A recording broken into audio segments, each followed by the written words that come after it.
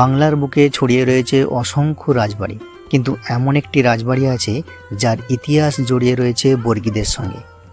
আজ আমরা পৌঁছে গেছি হুগলি জেলার প্রায় 300 বছরের পুরনো এক ঐতিহ্যবাহী ইটাচুনা রাজবাড়িতে। একসময় যেখানে রাজকীয় জীবনযাপন করতেন জমিদাররা, আজ সেই বাড়ি ইতিহাসপ্রেমী থেকে শুরু করে পর্যটকদের কাছে আকর্ষণের কেন্দ্রবিন্দু হয়ে উঠেছে। চলুন ঘুরে দেখা যাক রহস্যময় ও ঐতিহাসিক ইটাচুনা রাজবাড়িটি। তবে কেন এই রাজবাড়িটির নাম ইটাচুনা, সে বিষয়ে কিন্তু একটা সুন্দর তথ্য আছে। ইটাচুনা নামটি এসেছে ইট ও চুন শব্দ থেকে। এই রাজবাড়ি তৈরিতে প্রচুর ইট ও চুনের ব্যবহার করা হয়েছিল বলেই এলাকার নাম হয়ে যায় ইটাচুনা।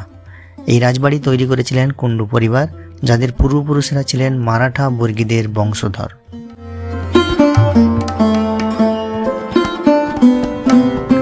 আর এই রাজবাড়ির সঙ্গে বর্গীদের ইতিহাস ওতপ্রোতভাবে জড়িয়ে আছে। 1700 ও 1800 শতকে বাংলায় বারবার আক্রমণ চালাতো মারাঠা বর্গীরা। তাদের নাম শুনলেই মানুষ আতঙ্কে কাঁপত। খোঁকা ঘুমালো, পাড়া জুড়ালো, বর্গী এলো দেশে, এই বিখ্যাত ছড়া আজও সেই ভয়ের ইতিহাস মনে করিয়ে দেয়। পরবর্তীকালে বর্গীদের এক অংশ বাংলায় বসবাস শুরু করে। তাদেরই বংশধর কুন্দন পরিবার ধীরে ধীরে জমিদার হিসেবে প্রতিষ্ঠিত হয়।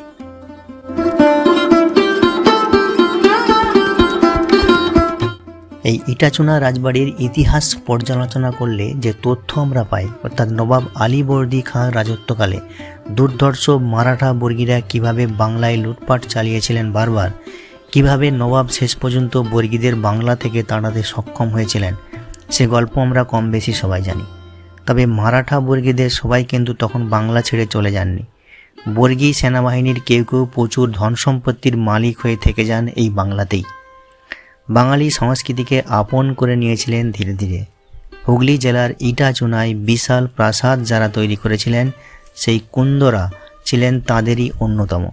বাংলার নবাব আর বর্গীদের মধ্যে শান্তি স্থাপন হলে রাধা মাধব কুন্দন বাংলার সীমান্ত পেরিয়ে চলে যাননি বেশিরভাগ মারাঠাদের মতো, বরং লুঠের সম্পত্তি এবং চাষবাসের উপার্জন থেকে তিনি ইটাচুনা গ্রামে এক স্থায়ী জমিদারি গড়ে তোলেন। তারপর সময় যত এগোতে থাকে, কুন্দন পরিবার হয়ে ওঠে পুরো দস্তুর বাঙালি। এমনকি কুন্দন পদবী শেষ পর্যন্ত পাল্টে গিয়ে কুণ্ডু হয়ে পড়ে। এই পরিবারের সাফল্যরাম কুণ্ডু প্রায় 20 বিঘা জমির ওপর 1766 সালে তৈরি করেছিলেন এই বিশাল রাজবাড়ি। এরপর নারায়ণ কুণ্ডু এবং তার বেশ কিছু পরে বিজয় নারায়ণ কুণ্ডু জমিদার থাকার সময়ে বাড়ির কাঠামোকে খানিক পরিবর্তন করে নতুন রূপ দেওয়া হয়। ফলে বর্গী পরিচয় কুণ্ডু পরিবারের থেকে পুরোপুরি মুছে যায়নি। ইটাচুনা রাজপ্রাসাদকে এখনও স্থায়ী মানুষ বর্গীর ডাঙ্গা বলে রাখেন, বর্গীদের তৈরি করা রাজবাড়িও বলে থাকেন।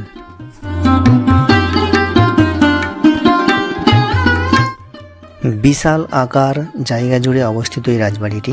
এখন এই রাজবাড়িটিকে আবার নতুন করে সাজিয়ে তোলেন এই বংশেরই 14তম প্রজন্ম ধ্রুব নারায়ণ কুণ্ডু, যিনি এই রাজবাড়ির বর্তমান মালিক। এরপর থেকে ইটাচুনা রাজবাড়ি সবার কাছে একটি আকর্ষণীয় পর্যটন কেন্দ্র হয়ে উঠেছে।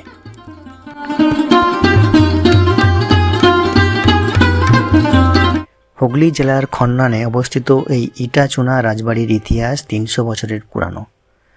বর্গী থেকেই জমিদারি লাভ করেন সাফল্য নারায়ণ কুণ্ডু। তিনি ছত্রপতি শিবাজির লেঠেল সর্দার ছিলেন। মারাঠা থেকে বর্গীদের দল বারবার আক্রমণ করত আমাদের এই রাজ্যে। তাদেরই মধ্যে কিছুজন প্রচুর ধন সম্পদ অর্জন করে স্থায়ীভাবে বসবাস শুরু করেন আমাদের এই রাজ্যে। শৈব থেকেই তারা কৃষ্ণ নামে দীক্ষিত হন।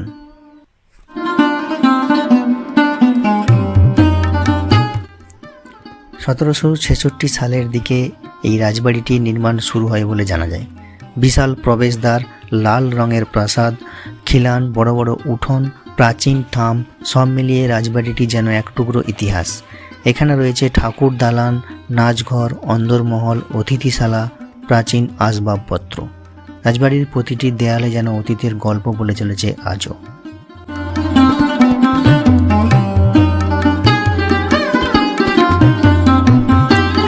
ইটাচুনা রাজবাড়ির স্থাপত্যে দেখা যায় বাংলার ঐতিহ্য ইউরোপীয় ধাঁচের মিশ্রণ।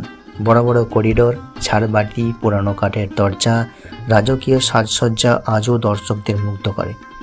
বর্তমানে রাজবাড়ির এক অংশ হেরিটেজ স্টে হিসাবে ব্যবহৃত হয়। দেশ বিদেশ থেকে বহু পর্যটক এখানে রাত কাটাতে আসেন, যেন ইতিহাসকে কাছে থেকে অনুভব করা যায় সেইটাকে লক্ষ্য রেখেই। তবে বুকিং ছাড়া কিন্তু অন্দরমহলে প্রবেশ নিষিদ্ধ। বুকিংয়ের জন্য অনেক অপশন আছে এবং অনেক নামকরণ আছে। অন্দরমহলের মধ্যে পড়ে বড় বৌদি, ছোট বৌদি, ঠাকুমা, বড় পিসি, দেবনারায়ণ, প্রভা দেবী, এবং ক্যাটারিংয়ের মধ্যে পড়ে গিন্নিমা, বড় মা, এবং আরও আছে বিশাল ও মঞ্জুরি। এছাড়া আছে কাকাবাবু অ্যান্ড পিসামশাই, জ্যাঠামশাই, বড়দা, বিভিন্ন নামে কিন্তু এখানে বুকিং হয়। এছাড়া আছে অপরাজিতা, মাধবীলতা, কনকলতা, ঝুমকোলতা, সবই কিন্তু বুকিংয়ের একটা পার্ট। এর বিস্তৃত তথ্য আমি ডেসক্রিপশান বক্সে দিয়ে দেবো, সেখান থেকে আমরা নিয়ে নিতে পারেন তথ্যগুলি, এবং আমি ফোন নাম্বারও দিয়ে দেবো, সরাসরি সেই ফোন নাম্বারে কল করে আপনারা বুক করতে পারেন।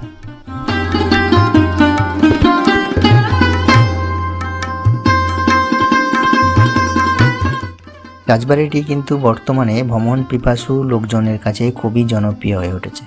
রাজপরিবারের বর্তমান সদস্যরা এখন বাড়িটিকে নতুন করে সাজিয়েছেন।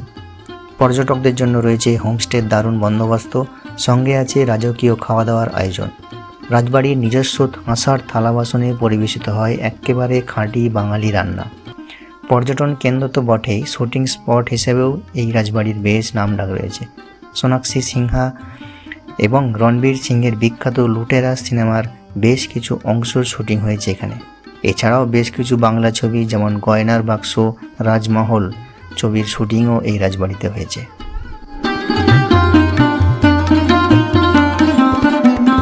তবে যাই হোক, ইটাচুনা রাজবাড়ি শুধু একটি প্রাচীন বাড়ি নয়, এটি বাংলার ইতিহাস, সংস্কৃতি ও ঐতিহ্যের এক অমূল্য স্মৃতি।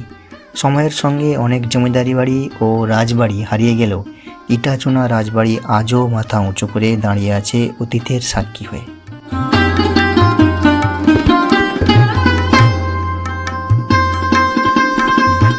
আর এই রাজবাড়ি আসতে গেলে হাওড়া থেকে বর্ধমান মেন লাইনে ব্যান্ডেল ছাড়িয়ে আদি সপ্তগ্রাম, মকরা, তালান্দু স্টেশনের পর আসবে খন্নান। সেখানে নেমে টোটোতে গেলে এই রাজবাড়ি 50 টাকা রিজার্ভ করে নিতে পারেন। আর কলকাতা থেকে গাড়ি নিয়ে দুর্গাপুর এক্সপ্রেস ধরে যদি আসেন তাহলে 2 ঘন্টার মধ্যে পৌঁছে যাবেন ইটাচুনা রাজবাড়িতে। রেলপথে বর্ধমানগামী যে কোনো মেন লাইনে ট্রেন ধরতে হবে। এছাড়া হাওড়া থেকে মেমারি, পান্ডুয়া লোকালেও যাওয়া যায়। ব্যান্ডেলের পর আরেকটা স্টেশন পেরিয়ে খন্নান আসবে। খন্নান স্টেশন থেকে ভ্যান অথবা অটো কিংবা রিক্সায় ইটাচুনা রাজবাড়ি পৌঁছাতে লাগবে মোটামুটি 10 মিনিট।